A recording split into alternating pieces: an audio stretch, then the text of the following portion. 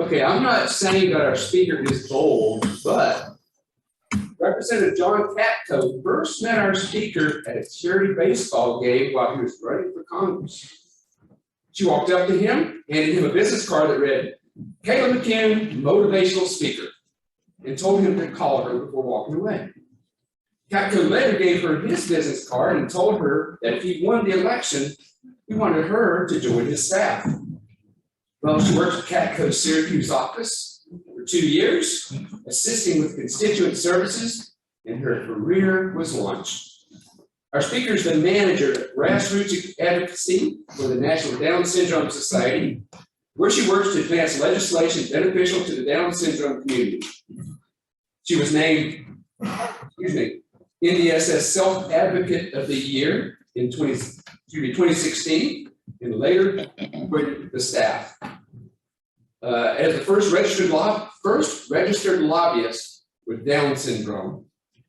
Kayla is a spokesperson for the NDSS and the Down syndrome community, participating in media and speaking publicly, both nationally and internationally. In May 2022, she obtained her associate's degree in general studies from Onondaga Community College. She resides in Syracuse, New York with a roommate. She's a Special Olympics athlete, former Special Olympics athlete Congress member. In 2011, she competed in the Special Olympic World Games in Athens, Greece, winning silver and bronze medals. She is active in her church, is an avid reader, and loves swimming in her pool when the weather is warm up there in Siberia Keys. So let's have a full bipartisan welcome for Kayla McCune.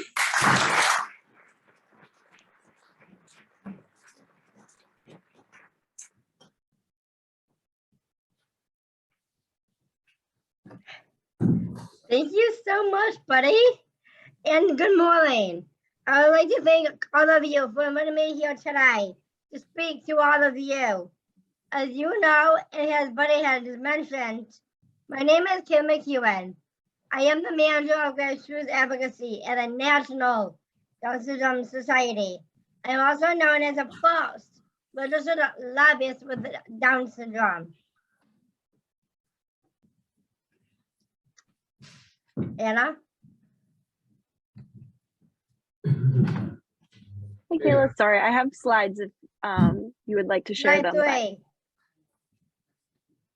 Okay, it says that I can't share my screen, but that's okay, Kayla. You can go ahead and if it gets sorted out, we'll throw them up there. You're good. Go ahead.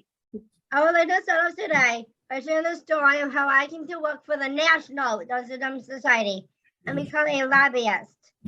I was born with Down syndrome in Syracuse, New York, home of the orange. In every cell in the human body, there is a nucleus where genetic material is stored in genes. Genes carry the codes responsible for all the inherited traits and are grouped along wire-like structures called chromosomes.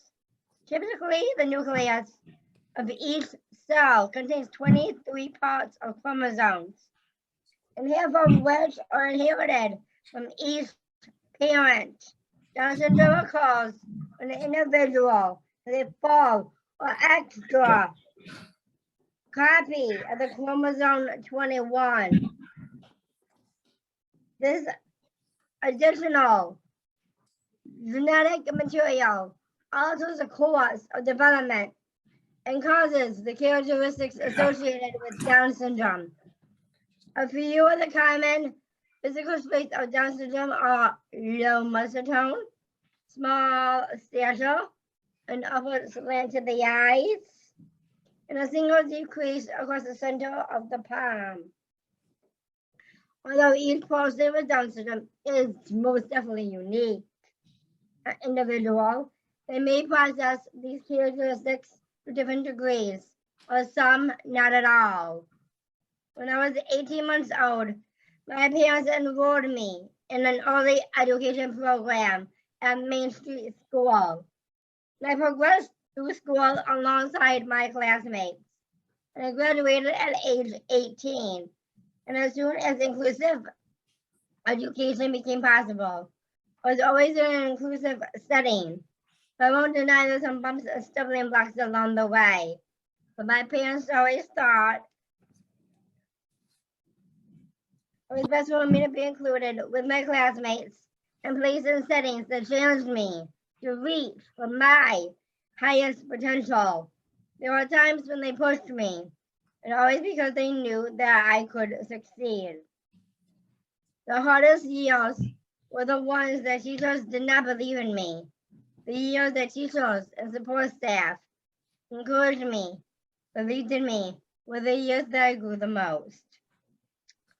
I began elementary school with a positive experience in 4th grade, and thanks to my wonderful, incredible teacher, Miss Neela Brown. Her classroom had stations that allowed students to rotate through various subjects and activities. And this learning style did keep me engaged and keeping me from sitting in one place all day. And that was definitely better for me. 2nd grade, however, was not nearly as positive of an experience. I started hiding and running away. I know what you're thinking. Oh, you should never do that, right? Well, I did, and this resulted in me being assigned a teacher's aide all to myself. Again, movement was brought back to my school day. When I was in 7th grade and on, is when we began changing classes. And I won't say transitioning from class to class didn't take a little while. With help of my one-on-one, I became much more independent. Around the same time, when I was 13 years old, I got involved with Special Olympics. I still play many sports each season. It was through Special Olympics that I gave my first speech. And wow, I found out I really liked it and learned that I had the ability to speak for others who are not speaking themselves. I continue to speak on behalf of Special Olympics as a Congress member and ambassador for them.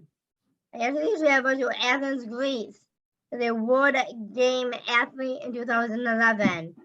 And I competed this June in the USA Games in Orlando, Florida. Pretty cool, right? And if you thought that was cool, you should see the gold medal that I won from the USA Games that I recently won. I earned awards in 8th and 9th grades for character, commitment, and courage. Also English and math. My final grade for algebra was in the 90s. I got 93 in my math Regents exam. If anyone's listening from New York, you know how tough that was. I also attended Onondaga Community College. Taking some non-credit courses that I started thinking to myself that this doesn't make sense. I'm doing all this work, but I'm not earning any credits for it. But I really did like the classes. So I began taking one course per semester for credit. I can happily say, after a lot of long years, I finally obtained my associate's degree this past May and graduated with my peers. I'm extremely excited. Can you tell? I started advocating a number of years ago. I started educating others by going to elementary schools, middle schools, colleges, and the School of Nursing. I try to motivate them to do the best that they can do. My message to kids is to persevere. When I visit schools, I speak about education, employment, my accomplishments, and my self-advocacy. And now, legislation that affect all of us who are differently abled. I have a passion for speaking and motivating others to try their best and never give up.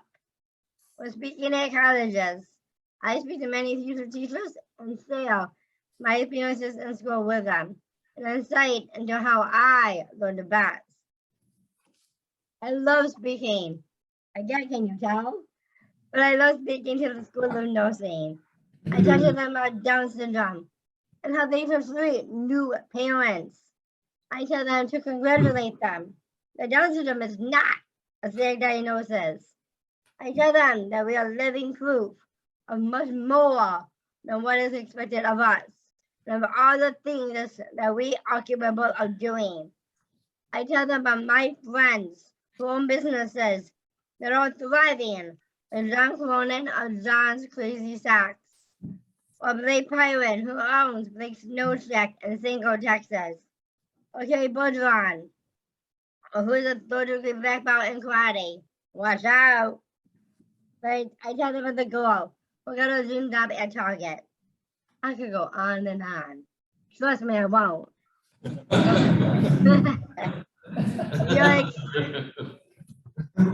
We are exceeding expectations every day.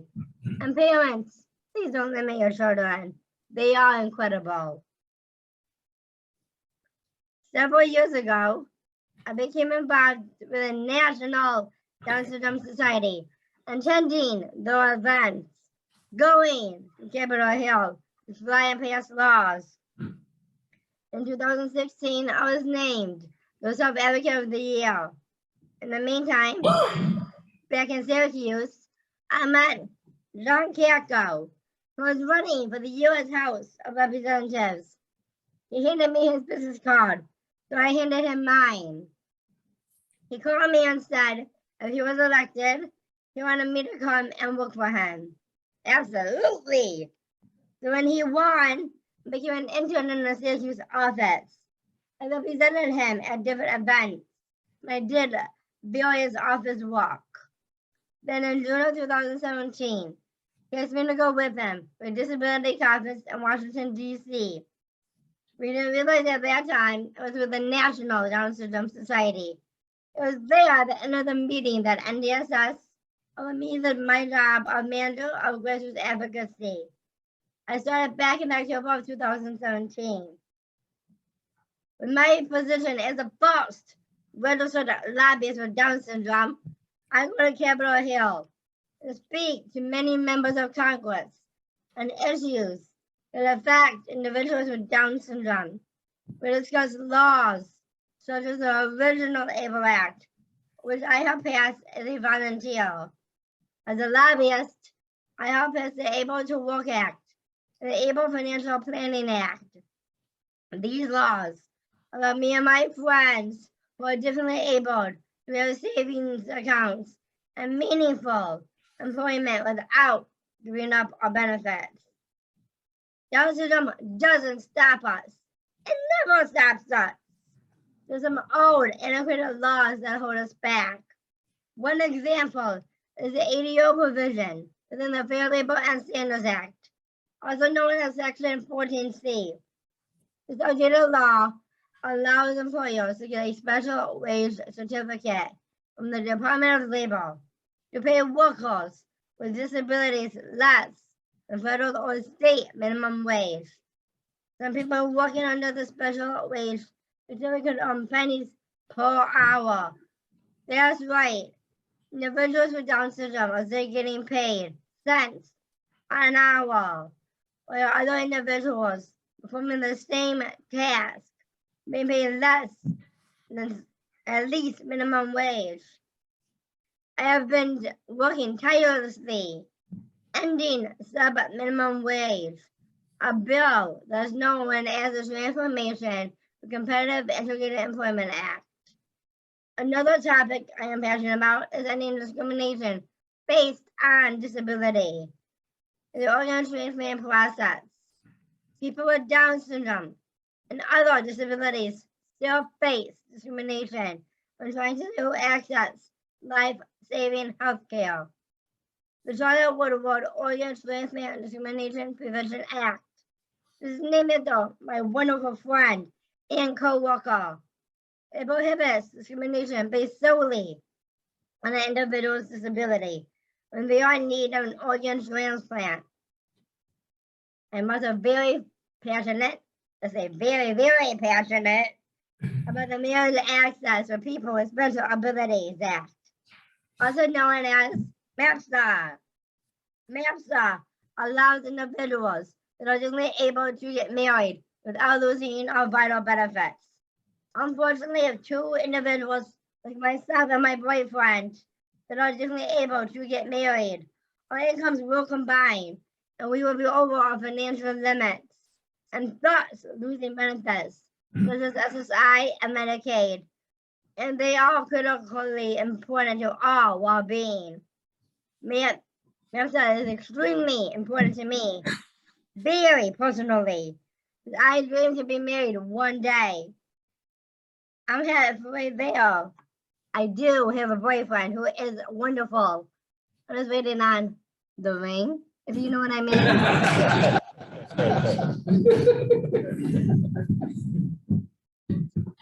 I believe in advocating for ourselves. And this is why I'm so passionate about my work with NDSS. I'm not just because of MAPSA, but NDSS is a leading human rights organization for all individuals with Down syndrome. We envision a world in which all people with Down syndrome have an opportunity to enhance their quality of life, realize their life aspirations, and become valued members of welcoming communities. In NDSS, the Down syndrome community is the heart of everything we do. It is so important that our voices are heard. I hope one day to be out of a job. Does that mean individuals with Down syndrome are finally treated equally, that we are treated with respect, and that we have equal rights? I mean that my job will not be news. It will not be news when we get married, graduate from college, drive a car, and find meaningful employment, receiving equal wages. These are normal life goals. We all want the American dream. We are more alike than different. And I love being a self-advocate. Sharing my voice. And always remember, nothing worth doing is easy, and nothing is beyond our reach. We all work together. And DSS supports and advocates for the Down syndrome community by focusing on 3 key areas of programming: resource and support, policy and advocacy, and community engagement. Within these focus areas, there are a lot of different activities, events, and programs, which I will discuss in a few minutes.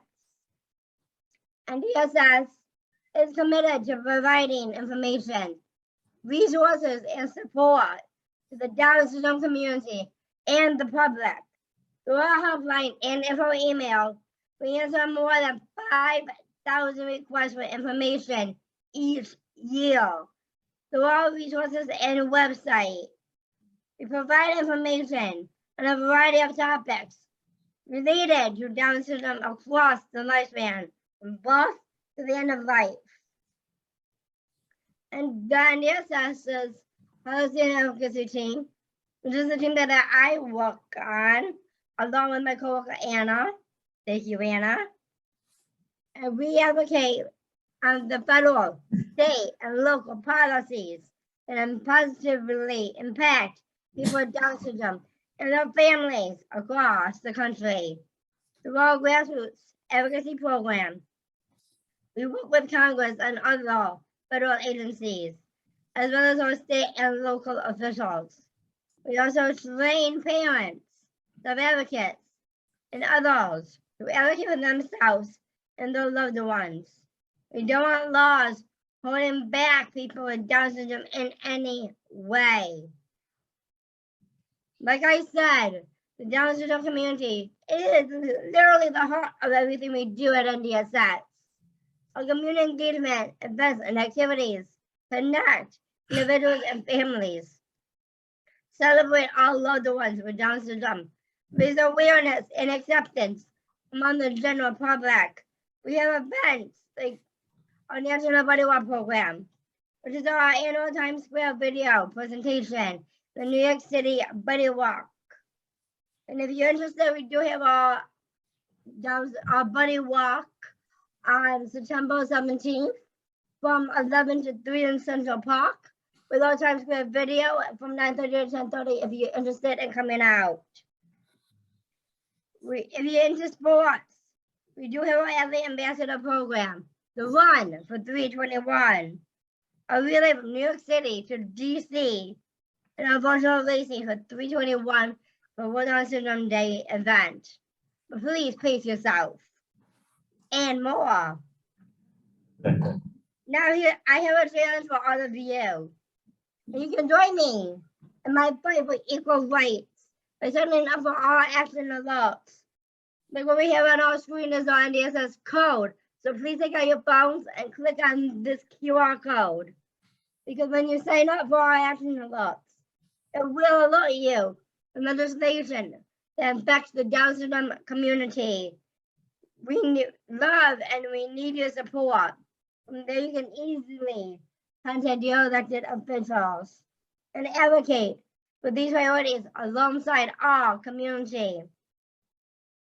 Lastly, if you're interested in keeping up with me, and I certainly hope you guys all do, but you can follow NDSS on our social media, such as Facebook, National Down Syndrome Society, Instagram at ndss.org, and then TikTok is at ndss.org. And I do post monthly blogs on TikTok about a variety of topics that affect people with Down syndrome. And I'd love for all of you guys to join the fun. If you have any questions, you can always email me at kmcEwen@ndss.org. Again, thank you so much for this wonderful opportunity to speak to all of you. Now I would love questions from all of you.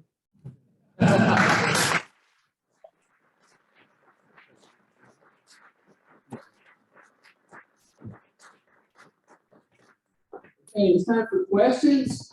Kayla, thank you so much. I think we have a few people that have a few things they'd like to find out from you. And I'd like to ask you one.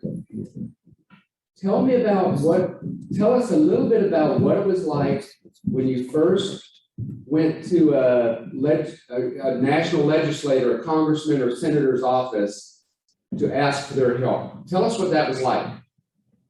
So I always say this, that it's easier to talk to a member of Congress because we put our pants on one leg at a time. And that's because they are people just like us. They are there to make a change. And I'm just a lobbyist where I can help and make that change. To be able to talk to a member of Congress, well, I find it very easy. Okay, Mark. Morning, Kayla. Thank you so much for joining us this morning in person, hopefully it's Zoom, but in person. I first learned about you by seeing your profile on CBS Sunday Morning a couple of months ago and just really admiring everything you've been doing. How did you become so brave and fearless? So this is what my mom said, that I am stubborn. And that's what got me to where I am today, because I can speak without a problem. I started when I was young and I did an event with a couple of thousand people. My mom was nervous, I was not. So I never get nervous when I go to speak. Thank you. Thanks. Can you tell us a little bit about your day-to-day activities? What is it like, for example, this week? Tell us about your week. Okay, so I have mentors throughout my day. So, and I'm actually wrapping up my college class as we speak. I have one more week. So I've been doing a lot of homework lately. Just finishing up that way I can get my degree next week, actually. And I work a couple of days a week. I work alongside Anna. Anna, would you like to show your face, please? I'd be very grateful. Yeah. This is my boss. She is my supervisor. And because of her, I'm able to do everything that I love. So That's very, Anna. Thank you, Kayla. That's very sweet. And you're being too humble. You should brag on yourself about all of the events you did this week. Would you like to share about where you were earlier this week in New York City? So I was in New York City on my birthday, actually, Sunday and Monday. And yes, Sunday, Monday, Tuesday, actually, just about. And we were on the stock exchange floor, celebrating one of our friends who's stepping down, being CEO with one of our partners. we were able to ring the bell together. And I was on a panel discussion with him alongside a couple of CEOs and Senator Hawken, who originally signed the ADA Act back in 1990. And it was just a wonderful conversation. Richard. Good morning. Good morning. We've all heard about the idea of having to become a registered lobbyist. We've heard the term. I know I've never actually spoken with anyone who's actually gone through the process. Could you tell us, what does it take? What do you have to do to become a registered lobbyist? And what does it allow you to do that I could not do? Well, actually, you're doing it now just by advocating and asking that question first and foremost. And then just being able to speak, share your voice, and being able to share your personal story. So that's like me and Anna are going into a meeting together. I'm also a self-advocate first and foremost. It's going to be harder for them to say no to a self-advocate because I am relentless. I am stubborn and I'm going to just keep knocking on doors and I keep knocking on Zoom doors like this. I will never let somebody tell me no. And if they do, I'm like, yeah, well, watch me come back. How relentless I am. Could we hire you to, sell some tickets for us here at Rotary? And do you want to take that one? Scott. So, Kayla, there were two comments out of your speech that really stuck with me. I wrote them down. Never give up. And I think that's one that is so important. And thank you for reminding us of that. And also, absolutely. We all walk together. And you know what? What an important thing to share. And if we could all just realize that day in and day out, that we're on this walk together. So thank you for reminding us of that as well. Thank you. Anybody else? Any more questions? We have a real genuine lobbyist here. I love questions. This is one of my favorite parts. Was there an exam to become a lobbyist? No exam. Just Just go fill out advocate. form. Just go. Then just go. I have one question. Please. What would you say is an area that still has the greatest discrimination for people with Down syndrome?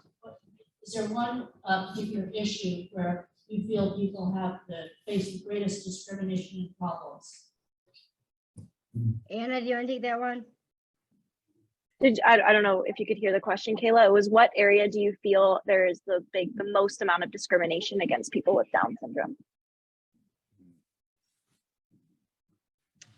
And Anna, you're jumping as well. Yeah. Notions about us so that we can do something, and clearly we can.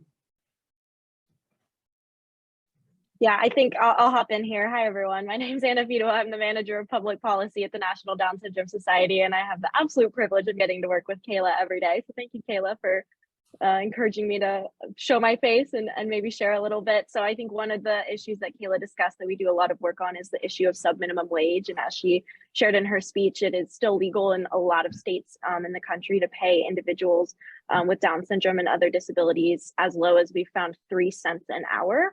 And that just is really, obviously horrible for a lot of different reasons. But what we're finding is that, as individuals are going out and wanting to work and wanting to be a part of their communities and work alongside their non-disabled peers, really being held back by those outmoded stigmas, as Kayla said, but also when they're not making a fair wage that impacts all the other parts of your life, right? It's impossible to move out on your own, to be independent, to have relationships and be involved in your community when you're being paid, such a discriminatorily low rate. And so I would say that's definitely one of our top priorities, just because it impacts everything else in the livelihood of individuals with disabilities. So that's a big one that Kayla's been a huge advocate for.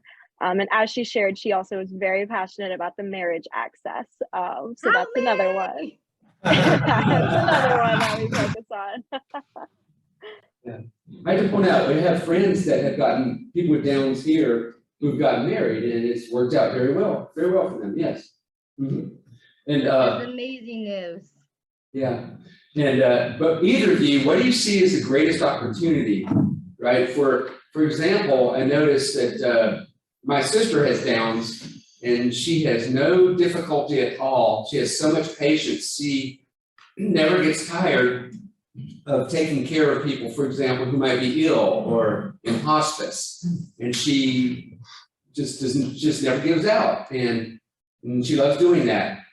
Where do you see other opportunities for people with Downs that maybe we haven't seen yet?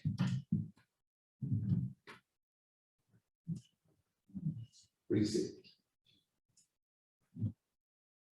And maybe, yeah, I know many that work in hospitals. You know, I see think another there's area.